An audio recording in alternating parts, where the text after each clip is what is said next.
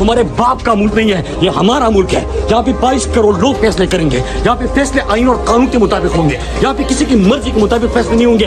बंद कर दो ये बंद कमरों में फैसले करने वाले, बंद कर दो ये खुद को जमीन पे खुदा समझने वाले। अरे क्या बात करते हैं आप मुराद साहब, ये इनके बाप का मुल्क है, किसमें जुर्रत हुई है 70 साल में इनसे सवाल पूछ सके।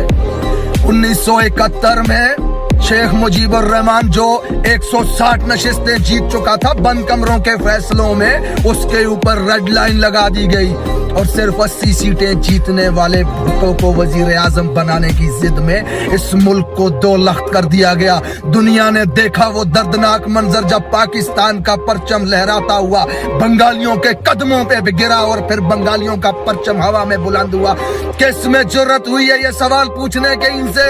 अरे बंद कमरों के फैसले ही तो हैं। आज 70 साल गुजर चुके हैं इस मुल्क में, आज भी हम 10 अरब की भीख मांगने दुनिया के सामने मुंह ठिठाते फिर रहे हैं। हमारे पड़ोस में एक शख्स 150 अरब डॉलर का मालिक बन चुका हुआ है, जबकि हम 22 करोड़ के लिए 10 अरब डॉलर की भीख लाते हुए लोगों को इसे सफारती कामयाबी कहते हैं। ये बंद कमरों के फैसले ही तो थे जो हमारे ऊपर मुसल्लत किए गए। ये इनके बाप का मुल्क था। इधर आओ नौजवानों, मैं सुनाता हूँ तुम्हें 1996 का वो वाकया जब 2 बहनों ने ये ऐलान किया था कि हमारे खानदान के, हमारे शोहर, हमारे भाइयों के 9 अफराद के कातिल मेजर अरशद जमील की सजाए मौत को रोका गया तो हम अदालत के सामने खुद को आग लगा देंगे। जज साहब के कान पे चूं तक नहीं रेंगी। जस्टिस ऑफ सुप्रीम कोर्ट ने सजाए मौत को रोका और फिर पाकिस्तान की फिजा ने वो दर्दनाक मंजर देखा जब 2 बहनों ने खुद को आग लगाई, झुलस के मर गई उस आग में और उनके जिस्मों से उठता हुआ धुआं अदालत के अंदर जाके कमरे में जज के मुंह पे चपेड़े मार रहा था कि खुदा ने तुम्हें इस मुल्क में सबसे मुअज्जज और इज्जतदार और सबसे ताकतवर ओहदा दिया है, फिर किसके बूट की ताकत के नीचे लेटे हुए उसके मुंह को देख करके तुम फैसले करते हो इस मुल्क में। अरे अपने खानदान के 9 मकतूलों को इंसाफ देने के लिए 2 जवान बहनों को खुद को आग लगानी पड़ी।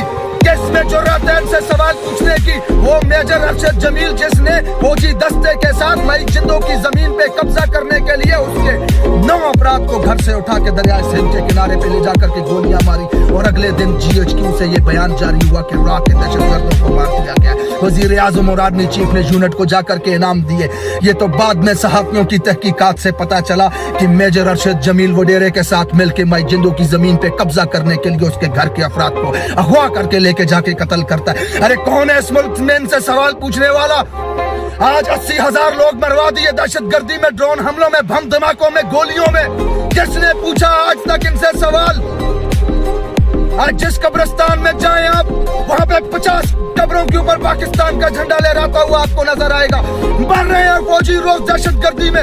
आज तक एक इंच जमीन पे हमने कब्जा नहीं किया, किसी मुल्क में जाके बमबारी नहीं की, किसी के साथ हालत जंग में नहीं है हम, फिर भी हमारे लोग दहशतगर्दी में मर रहे हैं। किसमें जुर्रत है सवाल पूछने की इनसे?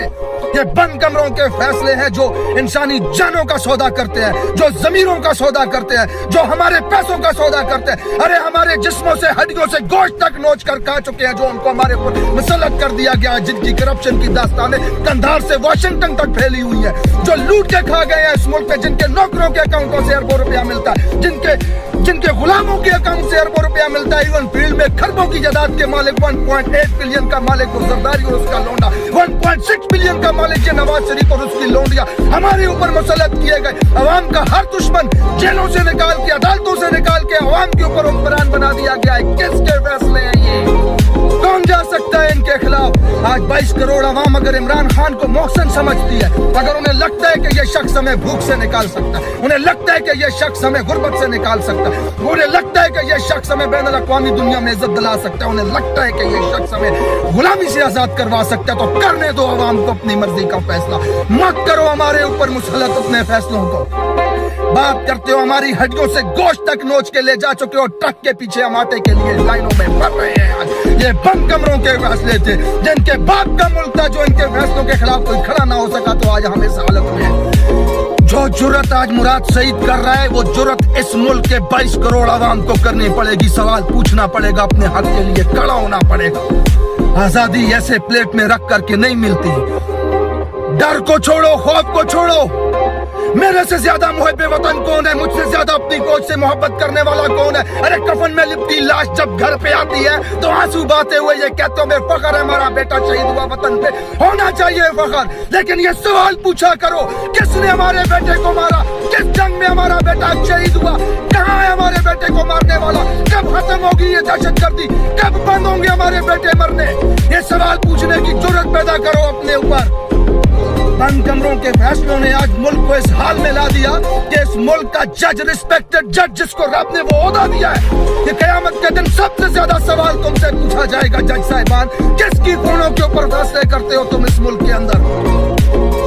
अगर इस मुल्क के निजाम को बदलना चाहते हो, अपने आने वाली नस्लों के मुस्तकबिल को बदलना चाहते हो, तो खड़े होकर के सवाल पूछो। बंद कमरों में किए गए फैसलों को मुस्तरद करो, अपने फैसले खुद करो इस मुल्क के अंदर।